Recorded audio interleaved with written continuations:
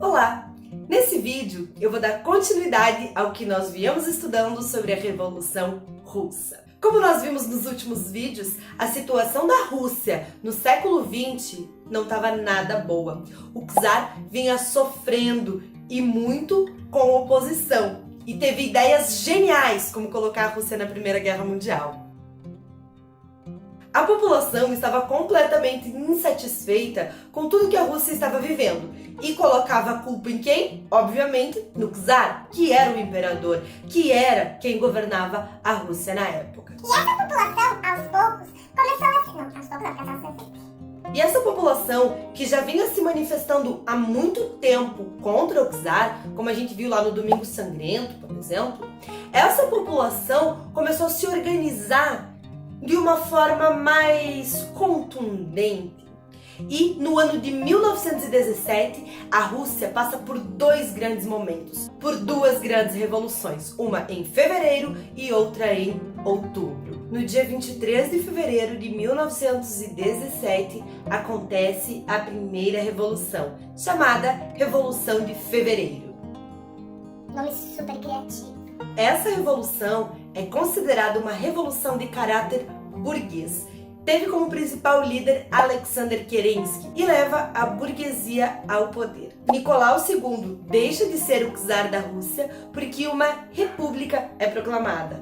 Ou seja, a Rússia deixa de ser uma monarquia e se torna uma república, liderada pelos burgueses. Nessa nova república, muitas medidas foram tomadas, como a libertação dos presos políticos, o fim da censura aos jornais e a volta dos exilados. Porém, uma atitude que era pedida por grande parte da população da Rússia, que era a retirada da Rússia da Primeira Guerra Mundial, não foi cumprida. E a população começou a se opor a esse novo governo republicano. Com isso, alguns líderes socialistas mais radicais, como Lenin, começaram a ganhar força. Essas ideias comunistas, elas começaram a ganhar força dentro da Rússia nessa época.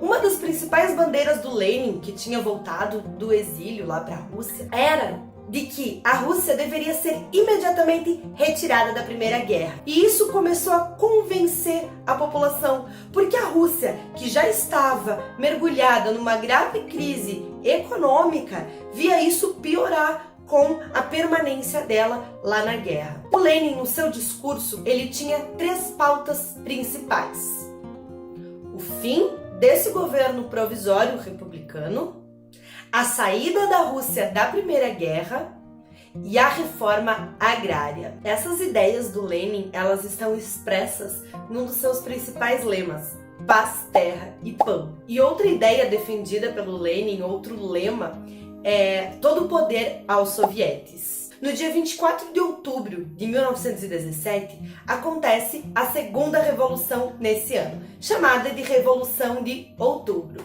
Novamente, muito criativo. Os bolcheviques, aqueles que eram a maioria, liderados por Lenin e Trotsky, invadem diversos prédios públicos de São Petersburgo, incluindo o Palácio de Inverno, a sede do governo. E no dia seguinte, assumem o poder da Rússia. E dessa forma, o poder passa para a mão dos bolcheviques. Lenin passa a ser o líder desse novo governo e pela primeira vez a bandeira comunista é erguida lá na Rússia. Então, resumindo, a Revolução Russa, ela tem esses diversos momentos.